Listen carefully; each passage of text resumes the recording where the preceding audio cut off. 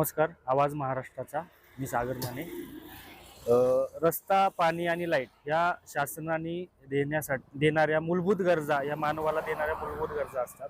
तर त्याचप्रमाणे आज आपण आहोत सिंहगड रोडवरती, सिंहगड पानशेत रोडवरती. या ठिकाणी शासनाने 202 कोटी रुपये मंजूर केले होते रस्ता नूतनीकरणासाठी.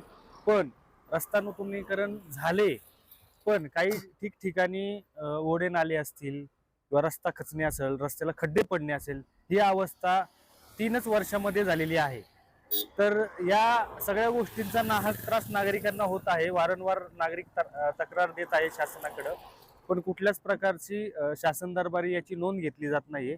तर डोंजे गावातील सामाजिक कार्यकर्ते बाजीराव नाना पारगे आज आपल्या सोबत आहे. ते समस्या सांगत आहेत, ते आपण ऐकूयात. नाना नमस्कार. नमस्कार. काय समस्या आहेत आपल्या भागातील? आपल्या भागातल्या समस्यामध्ये शासनाने खूप उपयुक्त असे कामं केलेली आहेत. त्याच्यामध्ये काही त्रुटी भरपूर आहेत. आपला जो शेंगड रोड पासून परत पानशेत रोडला जर आपण आलात तर एक मधी मोठा कलवड आहे. त्या कलवडचं कामच अर्धवट झालेलं आहे. बाकी दोन्ही साईडचे कठडे झालेत, पण त्याच्या जो पूर्तता करायला पाहिजे होती, एक पुढे अजून 5-6 फूट तरी त्याची भिंत यायला पाहिजे होती. ती काही कारणास्तव कॉन्ट्रॅक्टरच्या चुकीमुळे म्हणा किंवा अधिकाऱ्याच्या दुर्लक्षपणामुळे म्हणा ते झालेलं नाहीये. इथं वारंवार ऍक्सिडेंट होतात.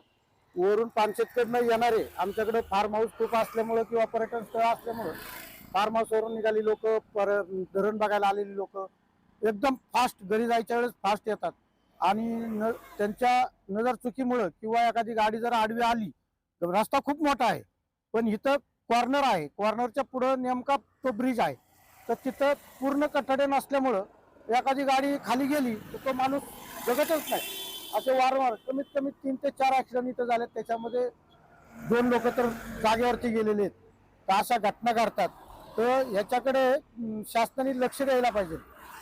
PWD जे अधिकारी आहेत त्यांना वारंवार फोन करून ते टाळाटाळ करतात थोडक्यात. आता त्यांच्या मनात आहे की नाही आहे आम्हाला काय कळत नाही, पण आमचं काम आहे आम्ही चुका निदर्शनात आणून देण्याचं. मी आता गेले 2 आठवडे झालं आमदारांच्या माध्यमातून मी स्वतः फोन करतोय, आमदारांनी फोन केले, पण साहेब सांगतायत की ज्या दिवशी येतो त्या दिवशी येतो. आता ते येतच नाही आणि ते ऍक्सिडेंट झाला की परत काहीतरी प्रश्न निर्माण होतात.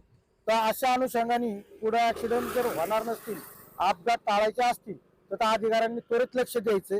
आणि खानापूरकडनं येताना डोंजाकडे जो आपण जातो तर डोंजाचे एकदम ब्लाइंड कॉर्नर आहे.